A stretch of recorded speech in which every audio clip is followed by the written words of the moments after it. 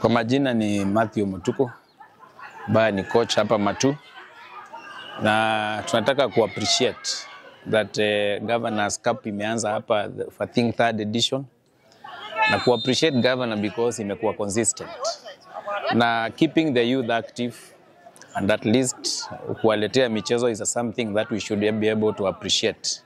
Tumejipanga vizuri, last time ilituponyoka, but this time around I think we have good teams to prepare for the Governors Cup, na I'm sure tutashinda this time round.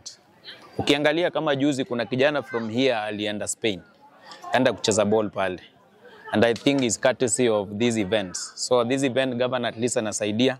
Tuko na kijana bado amekuwa spotted kwa MCF, and I think is a good thing because the moment umekuja hapa to showcase your talent, unaonekana because kuna makoches wako hapa. So is something which is helping the youth at least kunurture their talent. Majina yangu naitwa Main Switch. Mimi ni mkaaji wa Matu na mimi ni shambiki wa FC Power, na timu yangu bado injaingia, but tumejipanga tuchukue hiyo 1 million. Mimi nilikuwa nasema hii game inaendelea, imepatia wanarika changamoto nyingine, hata hawaingii kwa drugs, hawakuni sigara, hawakuni bangi. So we are saying thank you to our governor. Mimi naitwa Samuel, tumekuja huku kama mashambiki wa Ngumo.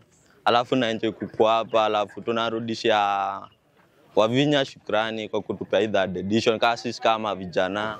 Sisi tunasema tukishinda hii milioni, wengi wetu tutamaliza umaskini kwa kijiji saa.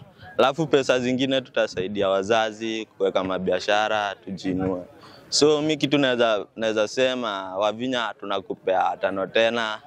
Miaka zingine kaa 5 hivyo uendeanga kutuleta hizi ma tournaments.